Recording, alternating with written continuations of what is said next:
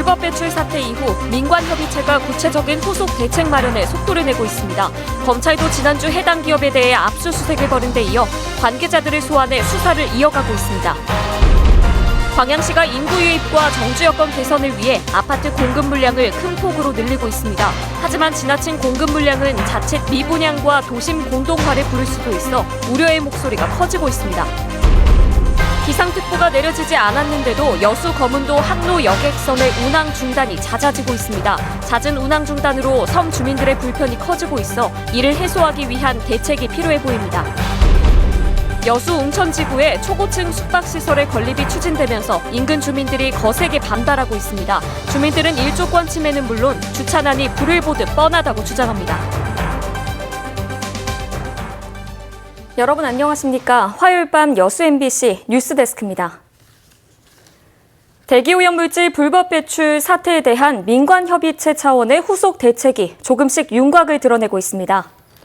기업체에 대한 검찰의 수사도 주목됩니다. 일부 기업에 대해서는 임원실까지 압수수색에 들어간 것으로 알려졌습니다. 오늘 첫 소식 문형철 기자입니다. 지자체와 시민사회단체 등으로 구성된 민관협의체 2차 회의에서는 대기오염물질 불법 배출업체에 대한 합동조사 계획 등이 논의됐습니다. 협의체는 여수 산단 내 위반 사업장에 대해 자체 조사반을 투입해 현장 확인을 진행하기로 했습니다. 주민들에 대한 건강 영향 평가와 관련해서는 과거 수차례 조사에서 뚜렷한 인과관계를 확인하지 못한 만큼 이번엔 조사 기법과 방식을 바꿔야 한다는 의견이 제시됐습니다. 시민사회단체가 참여를 해달라. 그다음에 치료 방안까지 여기 포함됐으면 어떠냐 이런 말씀을 해주셨습니다.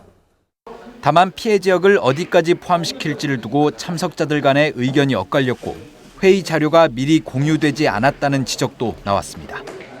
산단 입주업체 관계자들은 최근 진행된 검찰의 압수수색 등을 이유로 이번 회의에 참석하지 않았습니다. 결국 협의체가 요구한 기업 차원의 대책은 빨라야 3차 회의에서나 확인할 수 있게 됐습니다. 한편 검찰은 지난주 여수 산단 기업들을 대상으로 압수수색을 벌인 데 이어 관계자들을 소환해 수사를 이어가고 있습니다. 검찰이 관련 증거를 확보하는 과정에서 일부 기업에 대해선 임원실까지 압수수색한 것으로 알려져 수사가 확대될 가능성도 배제할 수 없습니다. 검찰은 압수한 자료와 업체 관계자들의 진술을 바탕으로 배출농도 조작 과정에서 윗선이 직간접적으로 개입했는지 묵인 또는 방조가 있었는지 등도 파악할 예정입니다. MBC 뉴스 문형철입니다. 네, 도시마다 인구 유입 등의 효과를 기대하며 아파트 공급 물량을 늘리고 있습니다. 하지만 미분양과 도심 공동화 등 부작용을 고려해서 좀 신중할 필요가 있다는 지적도 나오고 있습니다. 김종수 기자가 취재했습니다. 지속적으로 아파트 물량이 공급되고 있는 충북 청주시. 특히 최근 3년 사이 16,000여 세대가 공급되면서 주택 보급률이 전국 최고치를 달리고 있습니다. 게다가 내후년까지 17,000여 세대가 추가 공급될 예정이어서 공급 조절이 필요하다는 목소리도 나오고 있습니다. 이렇듯 지자체마다 인구 유입과 정주 여건 개선 등을 목표로 아파트 공급이 본물을 이루고 있습니다. 광양시 역시 이런 흐름에 맞춰 주택 정책을 마련하고 적극적인 대응에 나서고 있습니다. 눈높이에 맞는 주택들이 없다 보니까 그런 사람들이 밖으로 이제 여계로 나가는 거거든요. 그래서 이제 저희들은 그런 사람들이 광양시 살면 좋겠다. 그래서 아파트 공급은 좀 지속적으로 이루어져야 되지 않냐. 지난 3월 사업 승인이 난 광양 목성지구입니다. 이곳 역시 6,400여 세대 규모의 아파트가 들어설 예정인데요. 오는 7월 착공을 앞두고 있습니다. 지금까지 광양에 공급된 아파트는 4만 5천 세대. 앞으로 5년 동안 목성지구를 포함해 광양읍과 중마 지역에 1만 3천여 세대가 추가 공급될 예정입니다. 그러나 이런 공급 정책을 두고 신중론도 제기되고 있습니다. 현재 광양시의 주택 보급률은 108%, 전국과 전남의 평균치를 웃돌고 있는 가운데 앞으로 5년 뒤 120%를 넘어설 것이라는 전망도 나오고 있습니다. 게다가 인구 증가폭도 정체 수준이어서 미분양과 도심 공동화 등 변수에 대비해야 한다는 것. 개발 위주의 정책으로 진행된다면 도심 공동화 현상이 가속화될 전망입니다. 그에 따른 공공 갈등이나 또 공동체 의식 결여 등으로 인해서 발생되는 그 사회적 비용들이 발생하기 전에 아직까지 미분양이나 할인 분양 사태는 발생하지 않았지만 신규 주거단지로 인구가 몰릴 경우 원도심 쇠퇴와 집값 하락 등 부작용도 우려되고 있습니다. 특히 광양 읍성을 비롯해 원도심 도시재생 사업이 탄력을 못 받을 수도 있어 공급과 수요의 균형추를 맞춰야 한다는 지적도 새겨들어야 할 부분입니다. 목표 자체를 좀 현실화할 필요가 있다는 거죠. 공급을 하시더라도 그럼 우리 지역의 미래의 도시의 모습, 그다음에 공간 활용을 어떻게 할 것인지라는, 특히 이제 압축이라는 관점에서 고려하면서 시민들의 삶의 질과 도시 경쟁력 향상을 위해 추진되는 아파트 공급. 하지만 주택시장의 불안정 속에 공급 과잉으로 인해 자칫 광양시가 기대하는 청사진이 빛을 발하지 않을까 고민이 필요한 시점입니다. MBC 뉴스 김종수입니다. 여수 웅천지구에 초고층 숙박시설의 건립이 잇따라 추진되면서 주민들이 거세게 반발하고 있습니다. 여수시 웅천동 모 아파트 주민대책위는 이순신 마리나 인근 해변에 추진 중인 46층 규모의 생활 숙박시설에 대해 조망권과 일조권 침해가 불가피하다며 여수시와 시의회, 전남도의회 등의 민원을 제기하고 나섰습니다. 오늘 강정희 전남도 의원이 개최한 현장 간담회에도 주민 100여 명이 참석해 주차난은 물론 교육 환경에도 적절치 않다며 건축을 허용해서는 안 된다고 주장했습니다. 여수시는 모 종합건설이 지난해 6월 신청한 46층 건물의 사업 심의를 거리 제한 규정을 들어 반려했지만 건설사 측은 거리 측정 기준에 문제가 있다며 행정심판과 행정소송을 제기한 상태입니다. 김영록 전남지사가 보건복지부에 의대 설립 지원을 요청했습니다. 김영록 전남도지사는 최근 박능후 보건복지부 장관과 만난 자리에서 전국 16개 시도 가운데 유일하게 의과대학이 없고 3차 의료기관과 상급 종합병원도 없어 응급치료기관 설립이 시급하다며 적극적인 지원을 요청했습니다.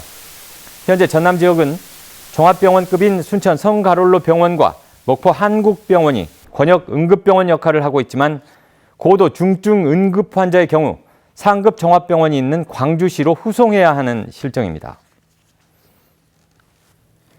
일반적으로 풍랑주의보나 태풍주의보 등 기상특보가 내려져야 승객 안전을 위해 여객선 운항이 중단됩니다. 하지만 여수와 거문도를 오가는 선박은 기상특보는 물론 파도와 바람이 조금만 강해도 운항이 중단돼 섬 주민들의 불편이 가중되고 있습니다. 강서영 기자입니다. 여수 여객선 터미널이 배를 타지 못한 승객들로 꽉 찼습니다. 거문도로 향하는 배편의 운항이 중단됐기 때문입니다. 해사안전법에 따르면 풍랑주의보와 같은 기상특보가 내렸을 때 운항을 중단해야 합니다. 하지만 당시 맑은 날씨를 보인 데다 배가 지나갈 남해서부 동쪽 먼바다에도 예정된 기상특보는 없었습니다. 거문항로로 귀가해야만 하는 섬 주민들은 날씨가 양호한데도 툭하면 운항이 중단되는 이유를 납득하기 어렵다는 입장입니다. 이런 좋은 날 배가 안 간다니 이런 부분에서 이걸 지금 이제 한두 번도 아닌 상태라. 발이 묶여 귀가를 할 수 없다 보니 비용도 만만치 않습니다. 하루에 안 가버리면 10만 원 안에 깨져버려요. 밥 먹어야지, 자야지. 여간이 우리 여수가 1만 원 주고 자는 데가 아니에요. 해운사 측은 배가 낡고 규모도 작아 선사의 운항관리 규정상 안전을 위해 어쩔 수 없이 운항을 중단했다고 밝혔습니다. 거문도 항로에 할당된 줄리아 아쿠아호와 조국호는 폐선을 불과 수년 앞둔 550톤 미만의 중형 쾌속선이기 때문에 기상특보는 물론 바람이나 파도가 조금만 강해도 운항하기가 어렵다는 겁니다. 여수지방해양수산청은 계획대로 해운사가 낡은 조국호를 새로운 선박으로 교체한다면 문제가 개선될 거라는 입장입니다. 세배가 오면 여러 가지로 이제 선박의 안전성도 높아지고 해서 그때쯤은 파고 한 3m의 출항정지 조건으로 가지 않나 이렇게 생각하고 있습니다. 하지만 해운사가 수익이 적은 거문도 노선에 투자하기를 부담스러워하는 데다 새로 도착할 선박도 조국호와 규모가 비슷한 중고 선박인 것으로 전해졌습니다. 거문도 항로의 운항 중단이 잦은 가운데 섬 주민들의 이동권을 안정적으로 보장할 대책 마련이 필요해 보입니다. MBC 뉴스 강서영입니다. 여수 챌린지파크 관광단지 조성 사업이 관련 행정 절차를 모두 마치고 오는 7월 본격 시작됩니다. 전라남도는 최근 민간 투자자가 오는 2025년까지 여수시 화양면 나진리 51만 제곱미터 부지에 2,300억 원 규모의 복합 레저시설을 조성하는 여수 챌린지파크 관광단지 지정 신청과 조성 계획을 승인했습니다. 민간 투자자는 올해 1단계 사업으로 챌린지파크, 루지, 짚라인, 리프트 등을 운동 오락시설 지구에 조성하고 호텔, 풀빌라, 컨벤션 센터 등도 단계별로 조성할 계획입니다. 전남도는 챌린지파크 관광단지가 조성되면 6,600여 개의 고용 창출 효과가 발생할 것으로 기대하고 있습니다. 광양보건대의 채용규정 위반 행위를 조사한 고용노동부가 단순 민원으로 사안을 처리한 것으로 알려졌습니다. 학벌 없는 사회를 위한 시민 모임은 지난달 고용노동부 여수지청에 광양보건대가 계약직 직원을 채용하면서 학력과 나이 등으로 차별을 했다며 관련 조사를 촉구했지만 법 위반을 단정할 수 없어 해당 법을 안내했다는 답변을 받았다고 밝혔습니다. 시민단체는 또 고용노동부가 처리 기간을 2차례 연장한 끝에 조사 행위를 회피하기로 결정한 것을 받아들일 수 없다며 조사를 재신청하는 한편 광양보건대에 채용 배점표 등을 정보 공개 청구할 방침이라고 밝혔습니다. 나비의 고장 한평에 1960년대부터 80년대까지 옛 생활상을 재현한 전시관이 인기를 끌고 있습니다. 고단했던 어머니 일생을 테마로 관람객들에게 잔잔한 감동과 추억을 안겨주고 있습니다. 문현철 기자가 취재했습니다. 낮에는 농산일, 밤에는 배를 짜는 길쌈에도 어머니는 자식 생각으로 일의 고달픔을 잊어버립니다. 장이 설 때면 새벽 일찍 아침밥을 챙긴 뒤 수십리 장삭길에 나섭니다. 나비축제가 개최되는 한평 엑스포 공원에 어머니의 일생을 주제로 한 문화유물 전시관이 개장했습니다.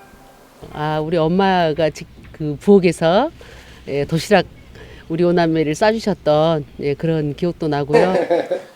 교실 복도에서 벌을 서는 아이들, 젊은 남녀의 만남 장소인 다방과 만화방, 정겨운 엿장소와 손때 묵은 각종 도구들, 과거 생활상을 하나하나 구경하는 재미가 솔솔합니다. 관광객들께서 예전의 그런 향수를 느껴서 우리의 볼거리, 체험거리를 만들어가는 과정입니다. 전시관에는 1960년대부터 80년대까지 있었던 5천여 점의 각종 생활 유물과 모형이 선보이고 있습니다. 어른들에게는 추억과 향수를, 아이들에게는 조상의 삶을 체험할 수 있는 산교육장으로 자리매김했습니다. MBC 뉴스 문현철입니다. 박병종 전 고흥 군수 시절 불거진 비리 의혹과 관련해 경찰이 오늘 고흥군청을 압수수색했습니다.